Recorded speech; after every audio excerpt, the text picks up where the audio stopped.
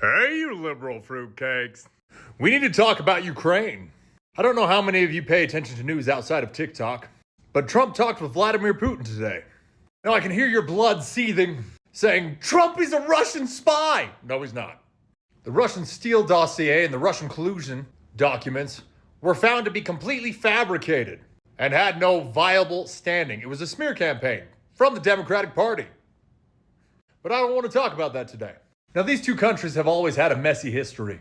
And back in 2014, they were at conflict when the Russian government annexed Crimea and supported separatists within the Ukrainian people. Well, they've always been going at each other. Now, Russia blames NATO for the beginning of this war.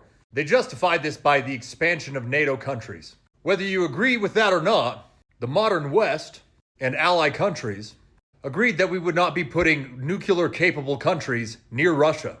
Now, before you come jumping at me, I disagree with this justification, but it adds some context.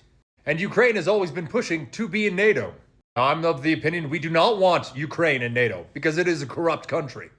But in modern day society, we can't just let another country steamroll in with military force. Now, before you attack me about that statement, the United States wants to purchase Greenland. And do I think it's going to happen? No.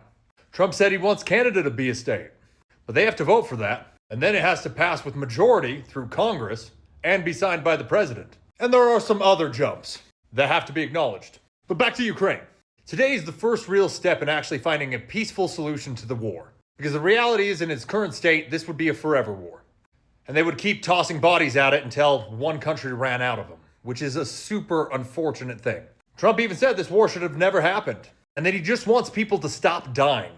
Now, whether you like him or not, that's a good statement. And that's a good intention. But the question I pose to you, he's working on peace talks with both of them to try to bring them to the table to end this. Are you going to give him credit for it? If it actually goes through? Are you going to critique Biden for shoveling money at that war without really making any viable attempt to talk about peace? Because if you're not willing to accept the good that Trump is doing with this effort, then you really are lost. Have a good day.